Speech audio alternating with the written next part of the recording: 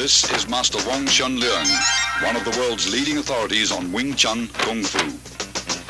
He is also recognized within the Hong Kong martial arts community as being the late Bruce Lee's foremost instructor under the guidance of Grandmaster Yip Man.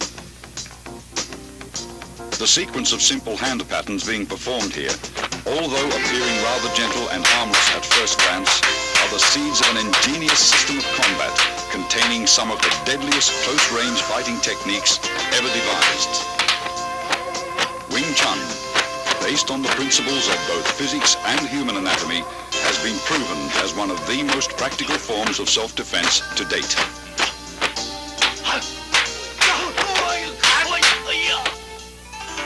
Grandmaster Yip Man was responsible for Wing Chun's world fame.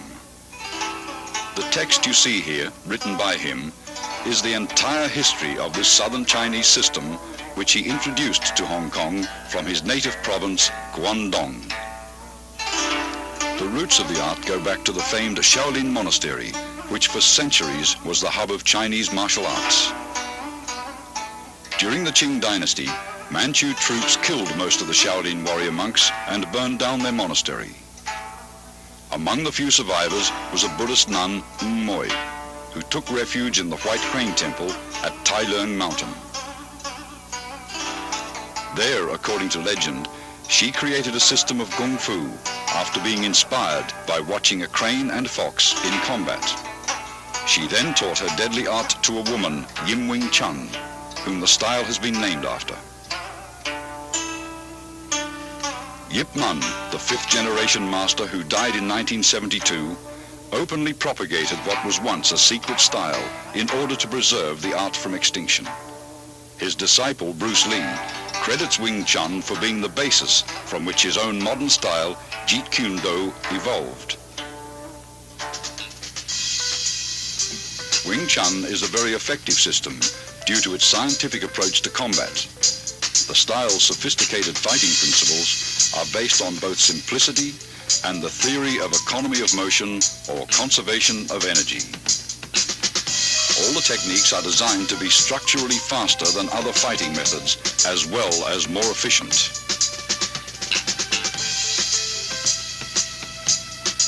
An imaginary line running down the middle of the body, called the center line, is the basis of Wing Chun fighting theory.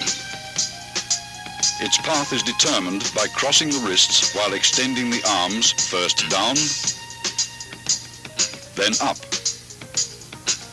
This movement is found in the beginning of all three Wing Chun forms.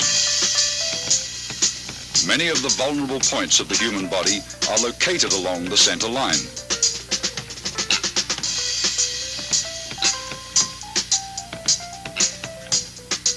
Thus, Wing Chun's offensive theory stresses attacking an opponent's center line. Attacking either to the left or right of his center line, your force will be dissipated if he rolls with the blow.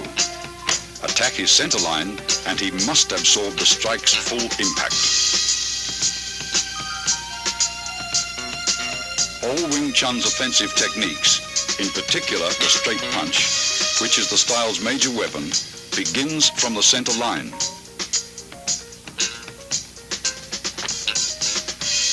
Notice your fists travel along the same path which is perpendicular to the center line.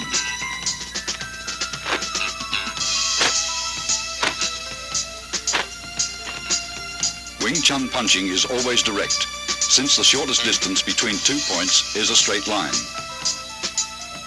Your fist originates at your center line and is delivered directly to his center line. In general, your opponent's nose is the target.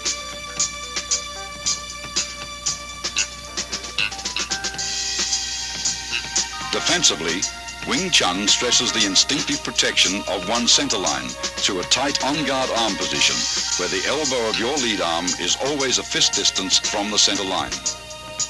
Never is the elbow out, since you are left exposed. Though your arm moves to block, your elbow remains a fixed axis.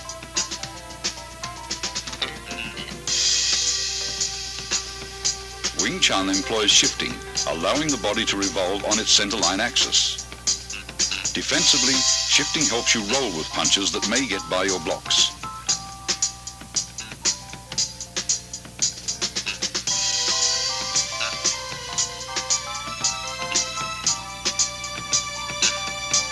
Offensively, shifting creates various angles for attacks that will subtly penetrate an opponent's defenses. Body shifting also increases the distance of your arm's reach.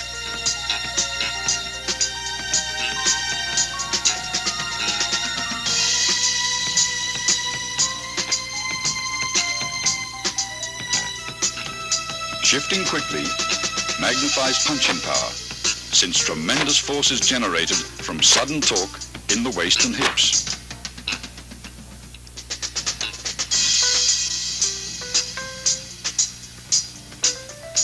Wing Chun is structurally faster than many styles of fighting because it employs simultaneous offense and defense.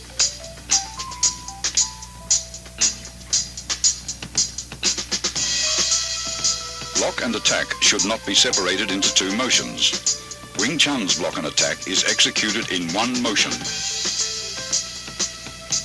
After striking out, the fist automatically blocks when retracted.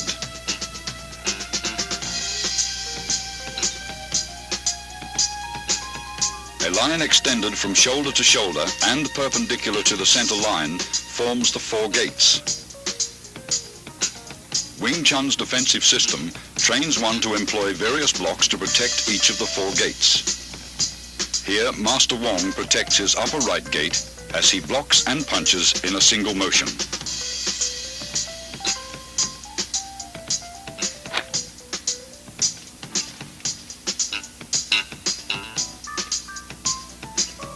Alternate simultaneous blocks and punches protect both your left and right upper gates.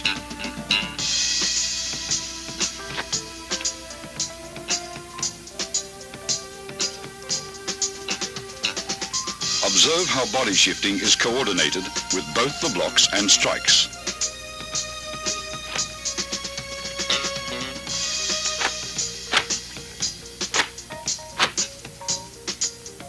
Master Wong demonstrates defense of the upper gates against an opponent's multiple punches.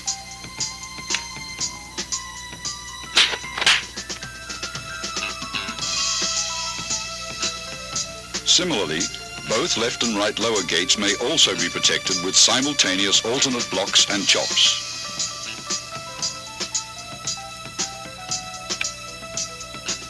Observe how the arms move in unison.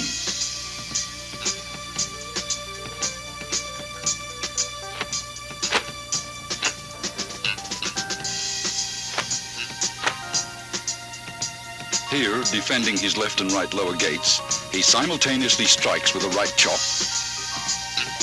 then a left punch.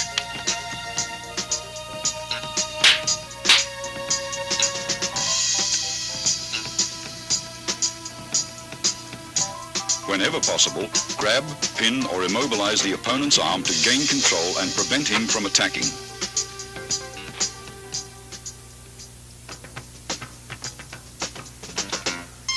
In accordance with the theory of economy of motion, Wing Chun hand techniques defend and block at the same time and are delivered in a bursting series of straight rapid-fire attacks. The basic straight punch begins in front of your solar plexus and is thrust out with your fist at nose level. As one fist punches, the opposite fist retracts. Notice the wrist snapping action, unique to Wing Chun.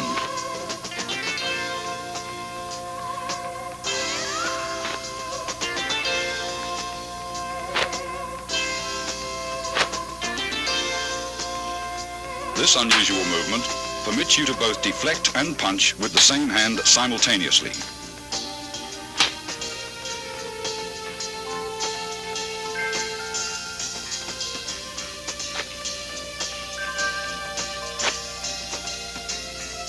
It also creates a powerful shocking force, even from short distances, as seen demonstrated by this 1-inch punch.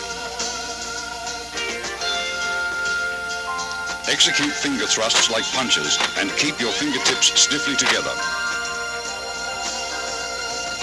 Finger thrusts are either aimed at an opponent's eyes or, as seen here, to his throat.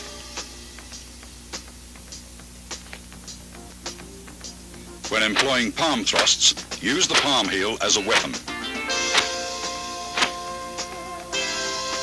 Palm thrusts directed under an opponent's nose are very effective.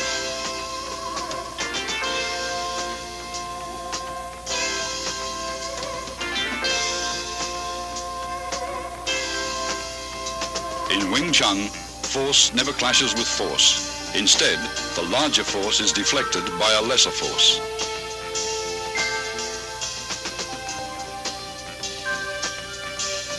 Tan Sao employs the thumb side of your forearm to block.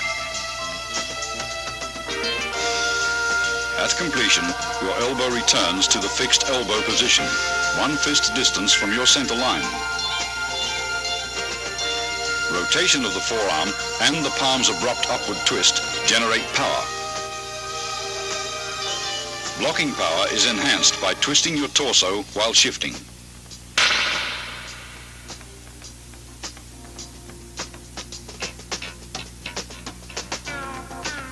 Yun Sao, excellent for training wrist flexibility, is used for changing hand position quickly in combat.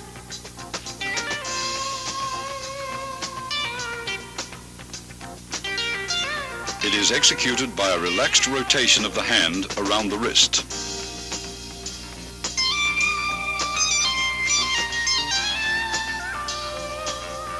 This same hand, used to encircle the opponent's attacking arm, can also be used to attack.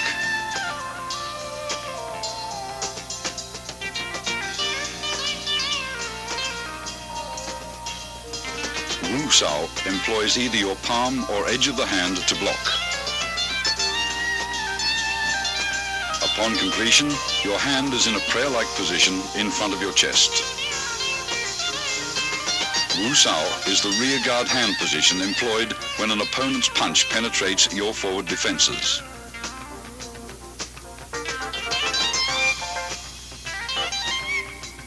It is employed either to block outward with the hand's edge or inward with the palm.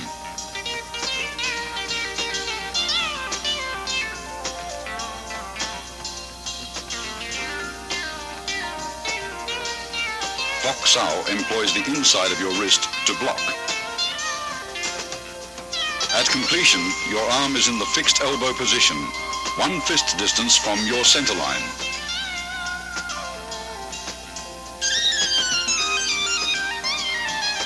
Fok Sao is important in sticking hands practice.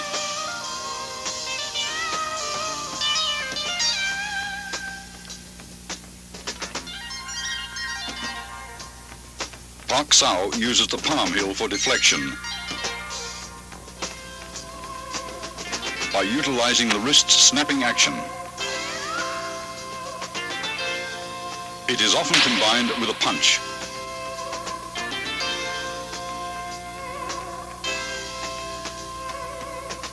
Jum Sao is an oblique downward chopping motion that employs the hand edge or forearm to block. Upon completion, the arm is in the fixed elbow position.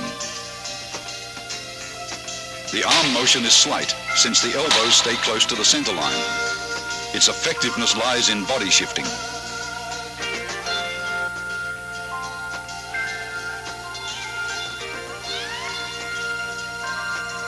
Gan Sao employs the forearm to block low-level and groin attacks by combining both the hinge action of your elbow and body shifting.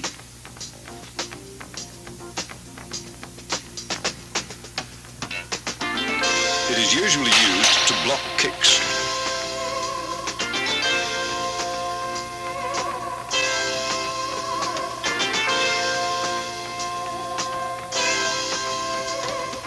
Bong Sao is unusual since it deviates from the fixed elbow position. It is performed by a rolling motion of the forearm, which is the blocking surface. Coordination with torso rotation is important in Bong Sao.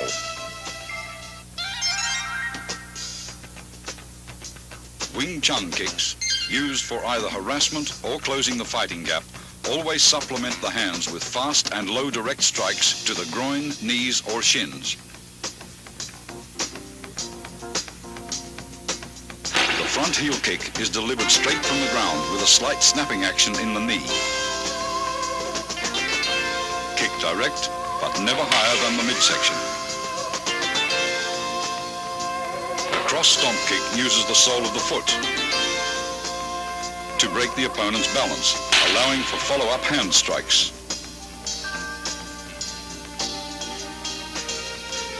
The low side kick is for stomping down with the heel or sole of the foot. Master Wong employs a side kick to his opponent's inner thigh as a harassment.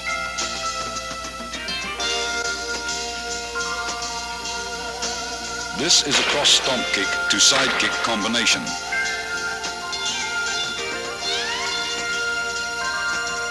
As the opponent evades the stomp kick, Master Wong follows up with a side kick to the midsection.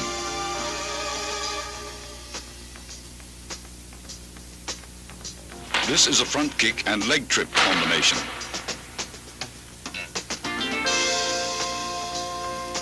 After his front kick is blocked, Master Wong follows the blocking force and uses his leg to trip the opponent.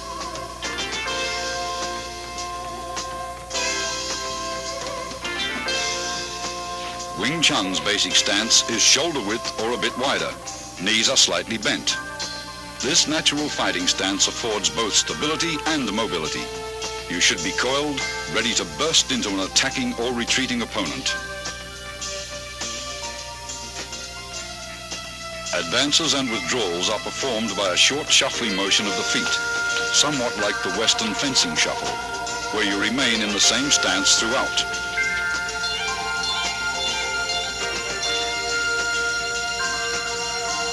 To advance, the front foot first steps forward about 6 inches, then the rear leg slides forward. To retreat, the rear leg steps backwards, then the front leg follows suit. When advancing, spring off the rear leg. When retreating, spring off the front leg.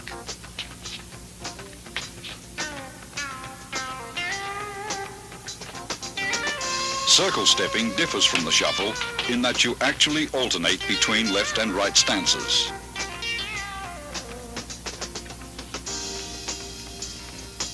To advance, your rear foot slides forward using a circular motion, while the other foot slides up into a natural stance position.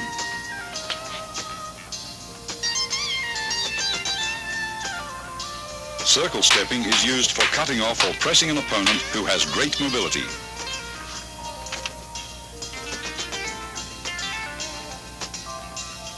A wall bag filled with dried beans or sand is an essential training aid for developing power.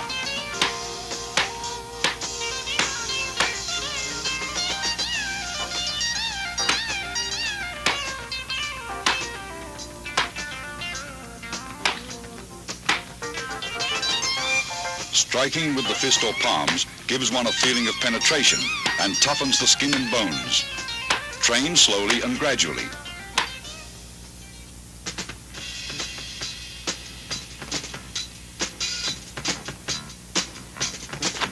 Although most Kung Fu styles retain a considerable number of instructional forms, Wing Chun has only 3. Contained within these 3 forms, however, is the entire scope of the style's theoretical and technical knowledge. The first form, which is being demonstrated here by Master Wong, is called Siu Nim Tao, or the Little Idea form. Most of these movements would seem so simple and lacking in either speed or power that a novice might well wonder what relationship, if at all, they bear to actual combat. Regardless of appearances, Siu Nim Tao is the foundation upon which the entire Wing Chun system was built. It includes most of the basic techniques discussed earlier: stance, shifting, blocks, punches, and finger strikes, as well as all the underlying scientific principles covering the center line, elbow positioning, and the 4 gates. Performed slowly from a stationary stance, it permits the student to learn hand coordination on either side of the body. Before attempting to practice this form, first study carefully and thoroughly the previous section on Wing Chun's basic theories. Total familiarity with these all-important principles will greatly accelerate your learning process. Once you feel you understand all the basic concepts, begin practicing the footwork patterns, blocks, kicks, and strikes, first separately, then in combinations until you can execute them naturally and without any conscious effort. Now you are ready to learn Siu Nim Tao. To perform Siu Nim Tao correctly, you should practice a few movements at a time over and over until you feel comfortable with each motion. Continue on to the next set of movements only when you've absorbed completely the movements of the previous set. After having learned all the movements and in order to test your ability, try to run through the entire form in unison with Master Wong. If you succeed in accomplishing this without any hesitations or stops, proceed to the following sections on form applications. Remember, when practicing techniques with a partner, be careful not to injure him or her. Always exercise control. Once you've mastered the basic theories, basic techniques, Siu Nim Tao, and its applications, you're ready to advance to the next stage, or Chi Sao.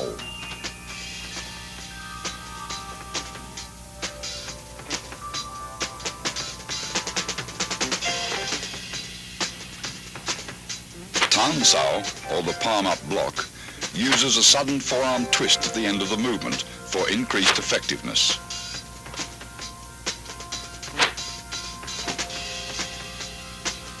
Tan Sao is combined with a simultaneous punch.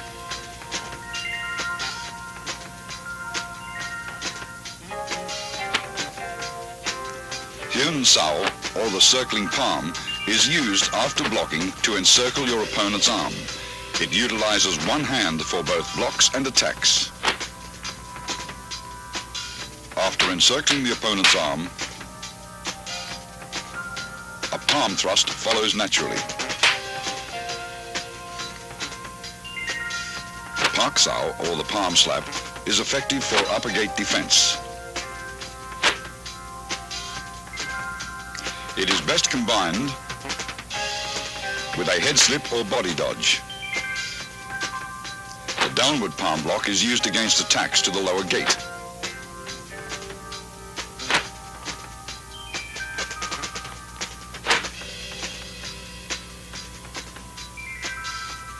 It defends against leg and knee kicks. Here, a variation of the downward palm block is used to break out of an attempted elbow lock.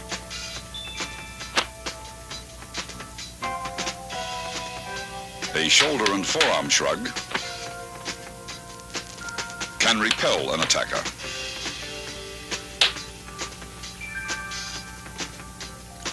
A double rear palm strike is used against attacks from the rear. It is a primary defense against a rear bear hug and can be followed with a throw.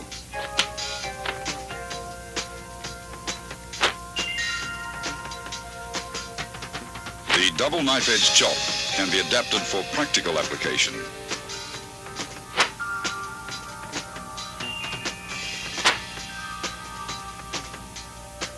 primary target is the opponent's throat.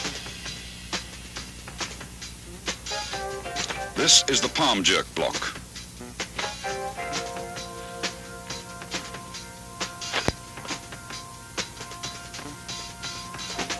A sudden jerk effectively destroys an opponent's balance. Here, a palm jerk block is followed immediately by an eye thrust with the same hand.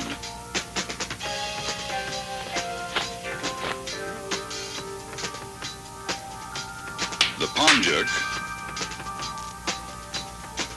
pulls the opponent into the strike. A high wrist block to low palm block demonstrates how both blocks and strikes can be done with the same arm. A punch may be immediately transformed into a block,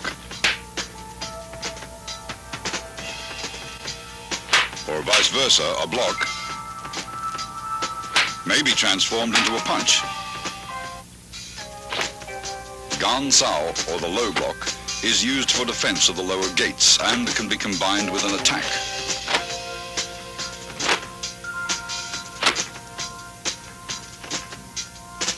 Here it is used along with a knife hand strike. Bong Sao, or the wing arm block, can be followed with a double palm push.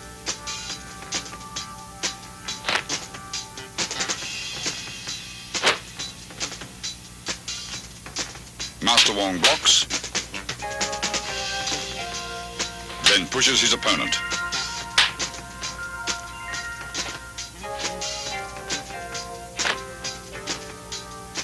This is a palm jerk in combination with a palm thrust.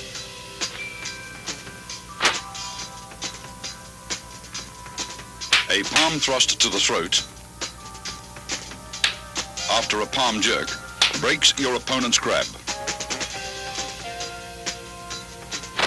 Other than being alternate finger thrusts, these movements have another meaning.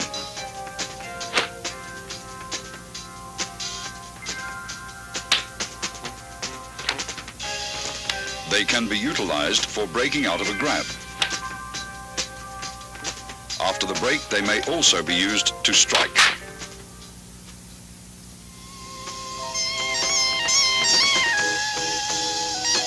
Chi Sao, or sticky hands, is a two-man exercise for developing arm coordination, so that while one hand blocks, the other attacks. It also promotes tremendous sensitivity in the arms, thereby allowing one to instinctively determine the direction of an opponent's force and develop the quick reflexes needed to direct that force with a minimum of effort.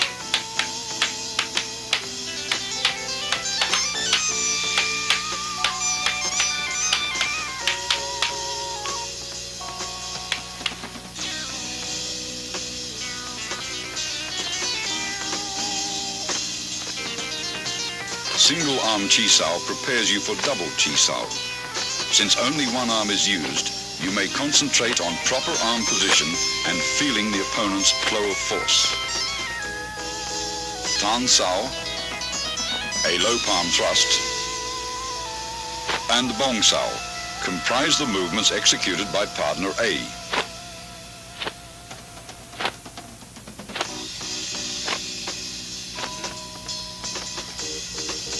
Jum Sao, a straight punch,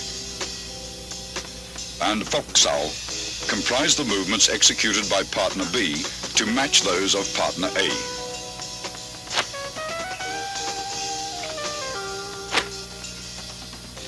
Partner B's Fok Sao rests on A's Tan Sao. Partner A's Tan Sao converts to a low palm thrust, which is blocked by B's Jum Sao. Partner A's Tan Sao changes to a Bong Sao to block B's straight punch.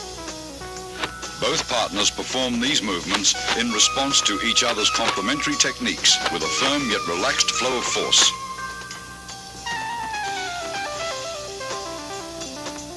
After achieving proficiency with single arm Chi Sao, begin double arm Chi Sao. The first stage is Pun Sao, or rolling hands. Both partners, A and B, perform the same arm movements. The right arm alternates between Tan Sao and Bong Sao.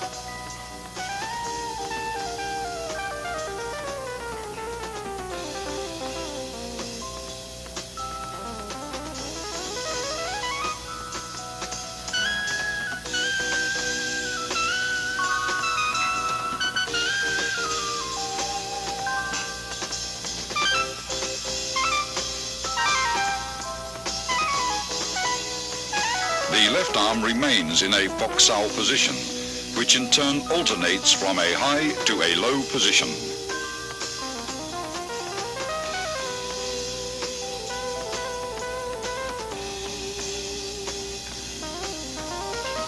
Partner B's left high Fok Sao rests on A's right Bong Sao, while A's low Fok Sao rests on B's right Tan Sao. Both left arms in Fok Sao position rest on the other's right arm, which changes from Tan Sao to Bong Sao.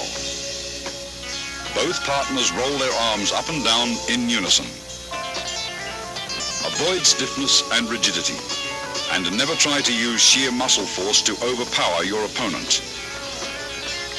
With practice, the feeling for rapid directional changes in the forces of an opponent's attack or defense will give you a sense for when to yield, resist, defend, or strike.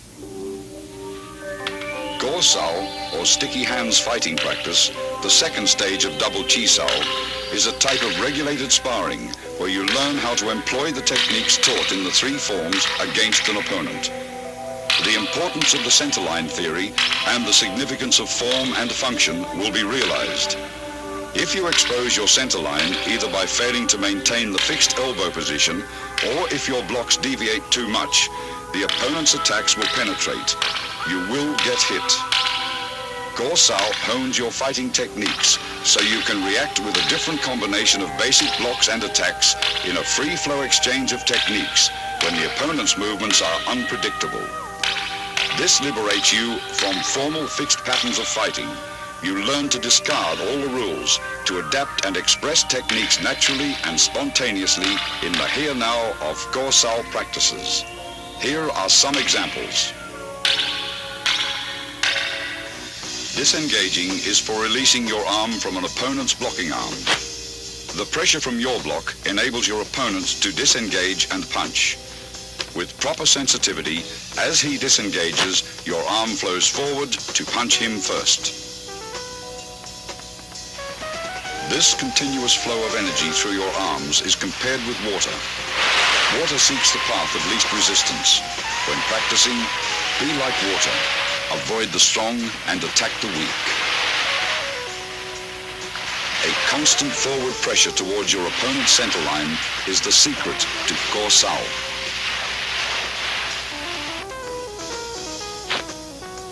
If your opponent's arms deviate too far and expose his centerline, automatically penetrate his defenses like water crashing against rocks.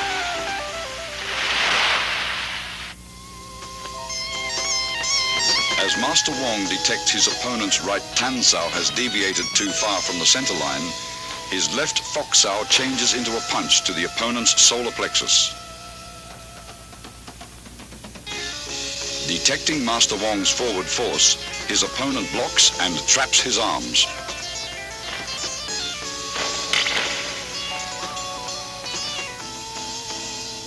Master Wong's left Fok Sao crosses over and traps his opponent's left hand as he presses forward with a right palm thrust to the throat.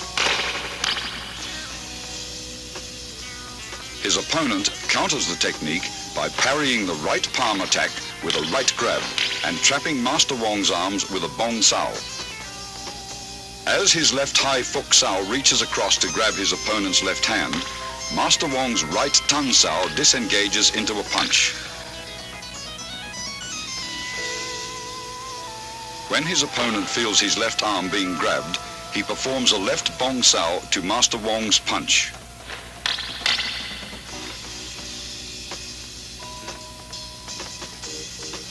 Master Wong's Pak Sao blocks his opponent's left arm and he slips in with a low palm strike. The opponent employs body shifting by pivoting to the right and dissolves Wong's forward rush as soon as he feels Wong's body advancing.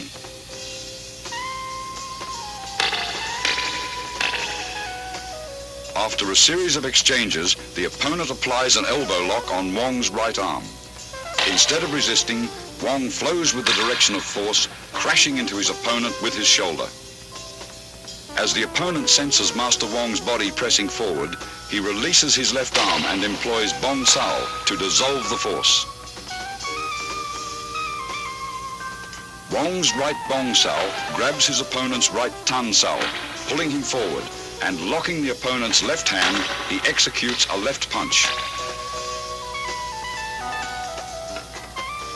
Feeling himself being pulled forward, the opponent employs body shifting to divert Master Wong's forward surge of force. Then, his right Pak Sao pins Wong's left arm.